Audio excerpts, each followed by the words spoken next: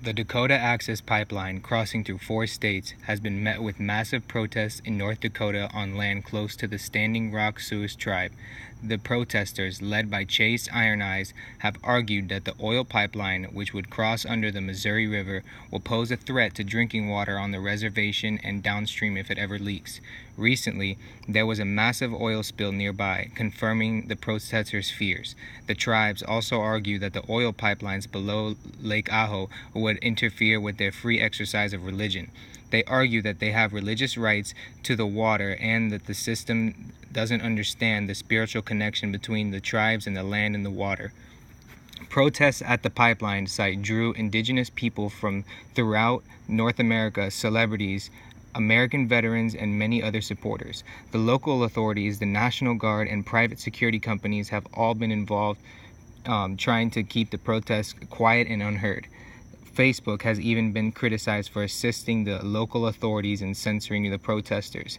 Media access was very limited. There were many reports of protesters being subdued violently, bombarded with tear gas and water cannons, and some even bitten by attack dogs.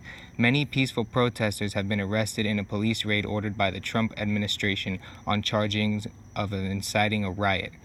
The original route of the Dakota Access Pipeline was near the state capital of Bismarck. However, it was judged too risky for water supplies and was rerouted near the Standing Rock Sioux Reservation. Numerous pipelines have been constructed in the Dakotas, including under waterways. Prior to Trump's executive order, the United States Environmental Protection Agency, the United States Department of the Interior, the Advisory Council of the Historic Preservation all gave order to halt the construction of the pipeline until further environmental assessments could take place. Under President Trump's executive order, the construction of the pipeline and the project could be finished this spring. The problem lies in the fact that many of us care more about money and profitability from oil exports than our government and the rights in the Native Americans. When this project was deviated from its original plan due to risk of water supplies, the Standing Rock Sioux Reservation was never included in the negotiations. We, as society, must respect others' beliefs and protect their resources.